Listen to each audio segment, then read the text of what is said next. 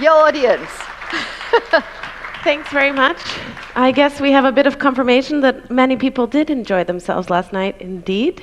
But for those of us that are here, I think it would be great to discuss some conclusions from yesterday's workshops. And without further ado, I'd like to invite the rapporteurs. I hope they're all here. I see Serbeze Hadjiai from RTK, Radio Television of Kosovo, Ilir Goshe, okay, and Darko Brkan from Zaštane. So please come and share with us some of the conclusions of the panels from yesterday, and hopefully we'll be able to take these concrete proposals anywhere you like. Take these concrete proposals into our next panel where policy meets media. So, okay, I'll sit with you. So, Serbeze, why don't you start? Okay, maybe. Oh, hold on. Oh, really? Why not? Or shall we go in order? Darko, why don't you start? I don't know how to turn this on. Here we go. Can you give it to him? Yeah, why not? We can go in order.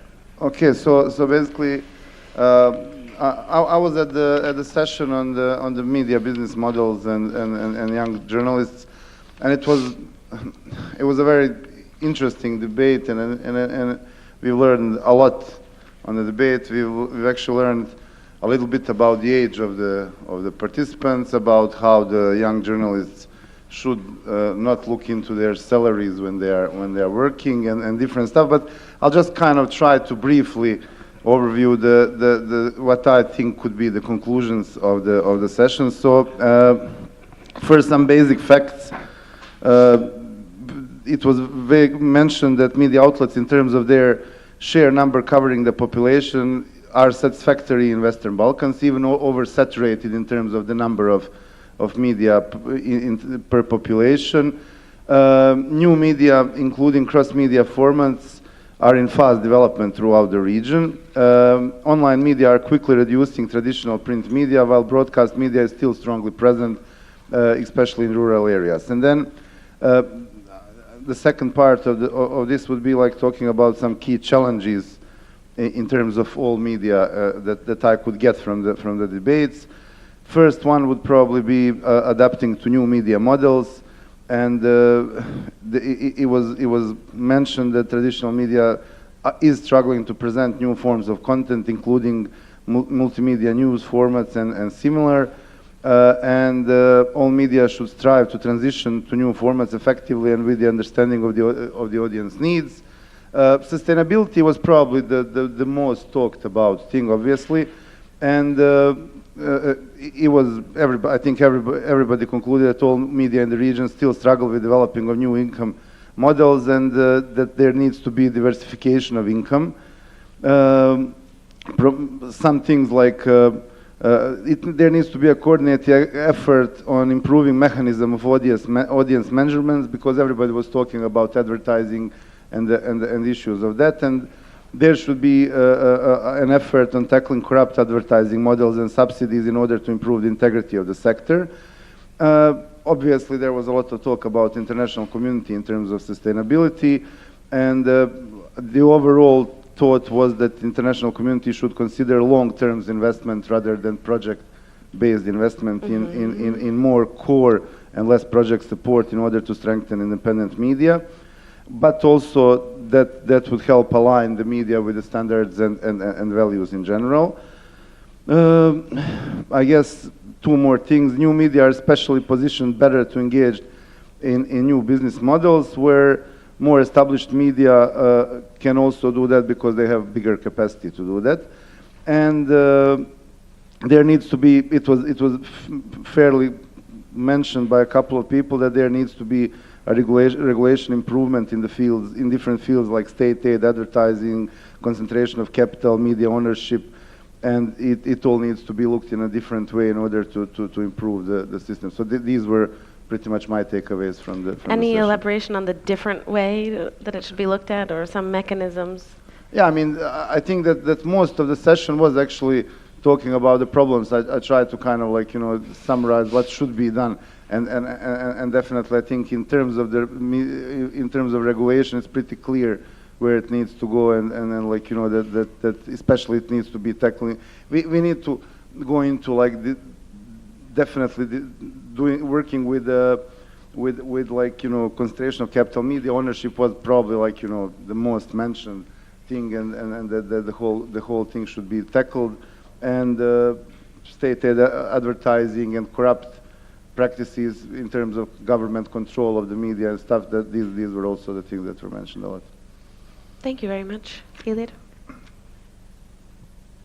Thank you.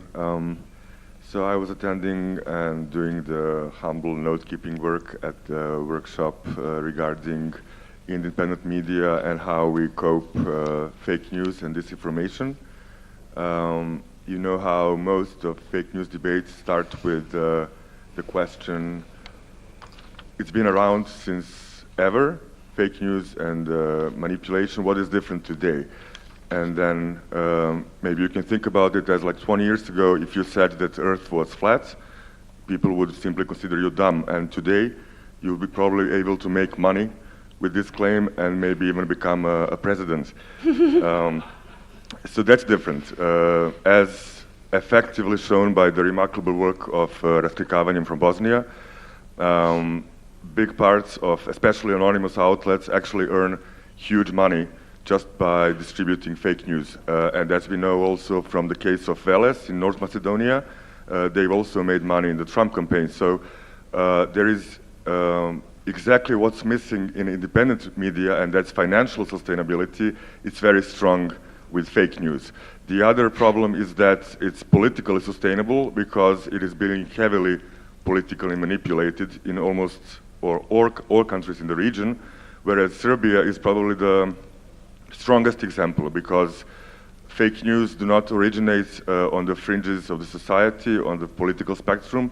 They're rather at the very center. It is the state itself that, through control of the media system, controls media reality. And it's not about alternative facts. In Serbia, for instance, it's about alternative reality. But again, we all come from the region, we all know this, and everyone knows the problem. So let's look at the solution side. And I'll try to describe it bottom up, starting from the very product we are talking about, and that's journalism. I think there was unanimous agreement yesterday that nothing can compare with good, high-quality journalism. I'm also very much aware that in this room we have some of the best journalists, not just in the region, but in the past few decades.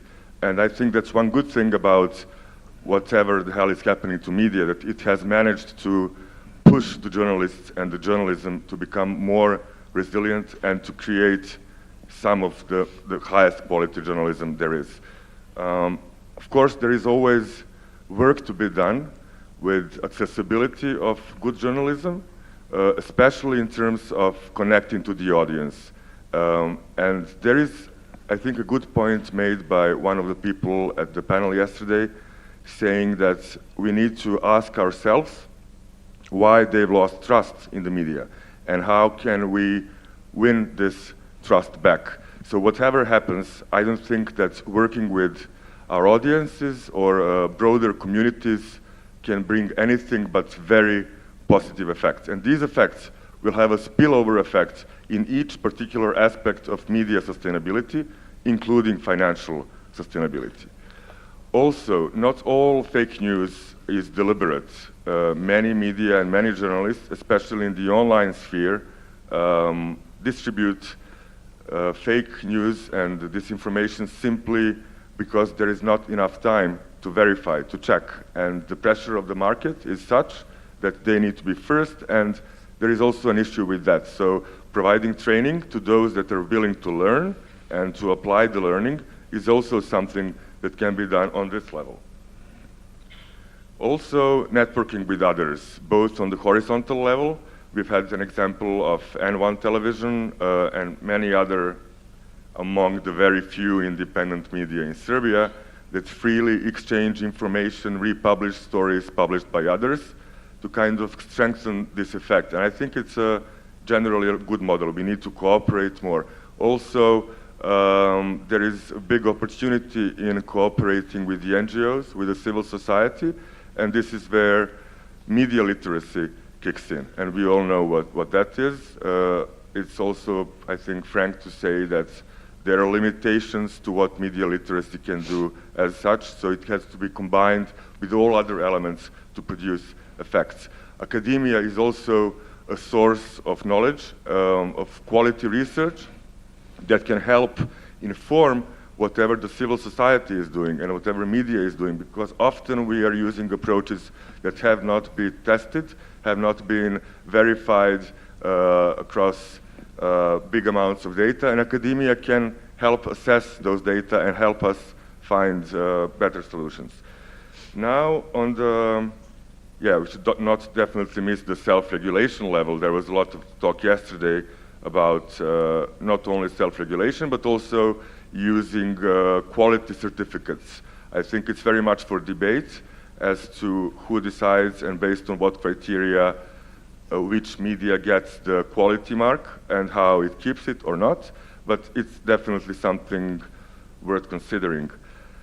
On the media policy level, in those privileged societies with states that actually care about their citizens, we can also discuss media policy, which would include liberating the market from first political influence, and that also means financial influence. Also strengthening public broadcast services, increasing the transparency of media ownership, even though, again, these solutions come with limitations.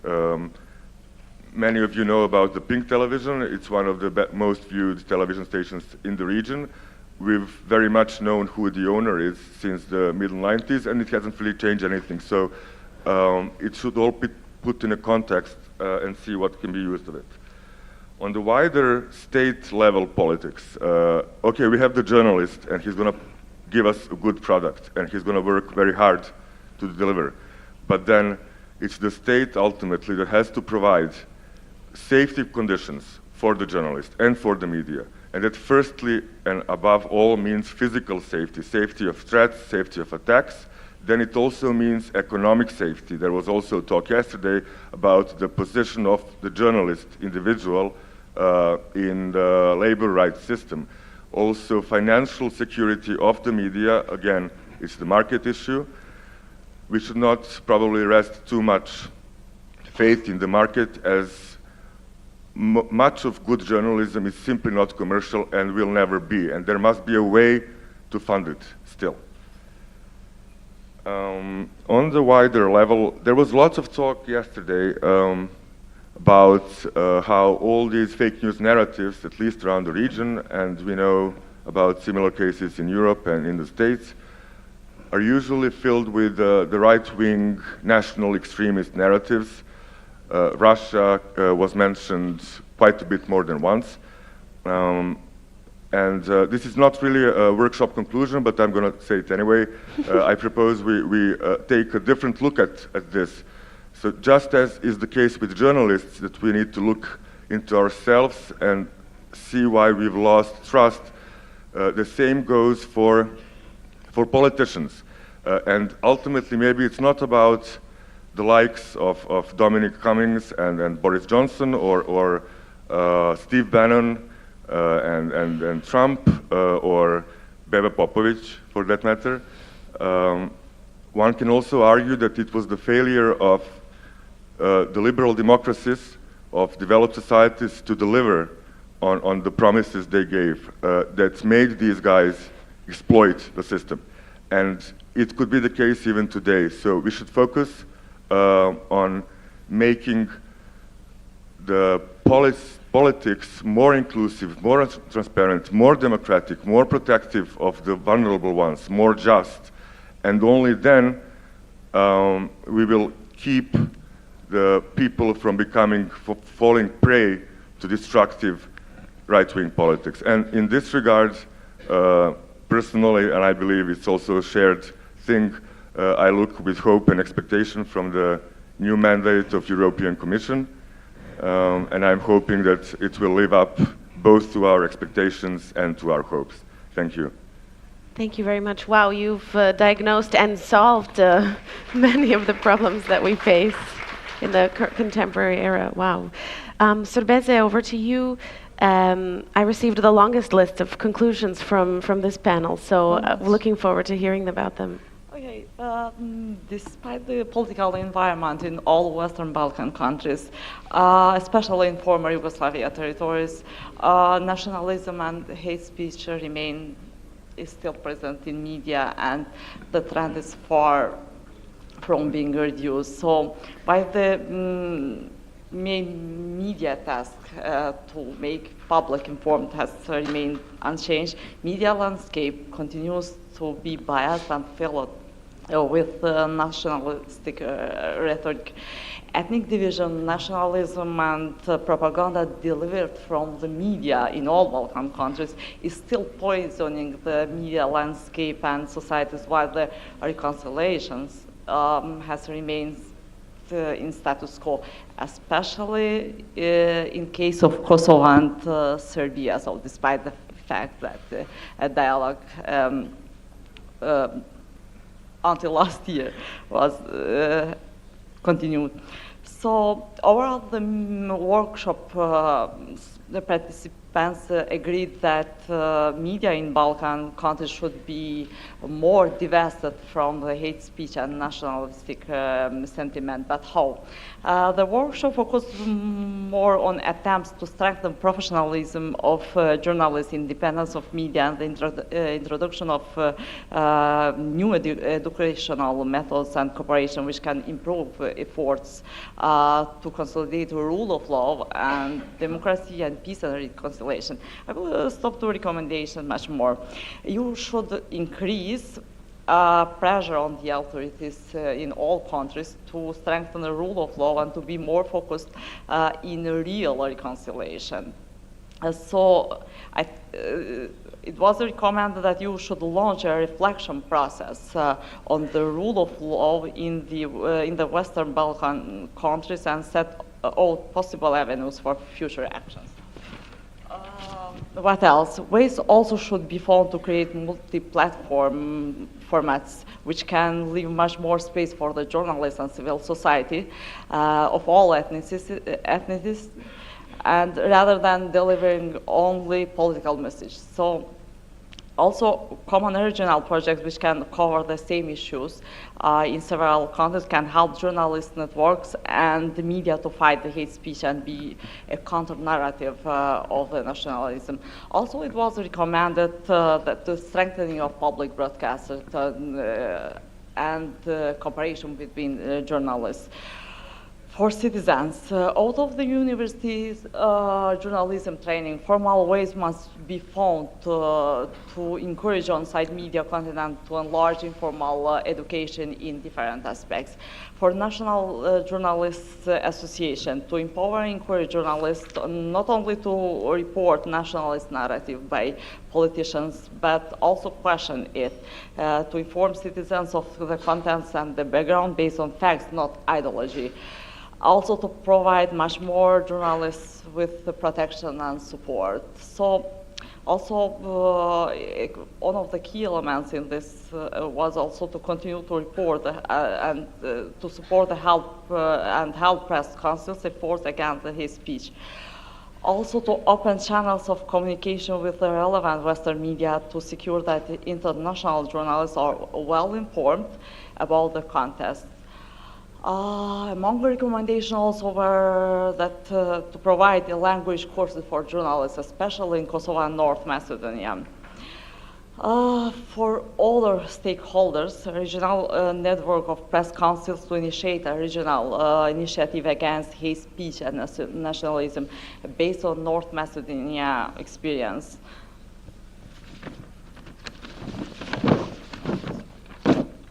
Also, it was recommended to establish a national or regional self-regulatory body for private advertisers and also issues. Also, it was recommended to boycott the media that spread nationalism, hate speech, and propaganda. Media literacy should be focused on critical consumption of media content as well as digital literacy in order to raise awareness among citizens about professional media also and to strengthen the counter-narrative against nationalism. For states, prosecutions should be more active to fight hate speech and nationalist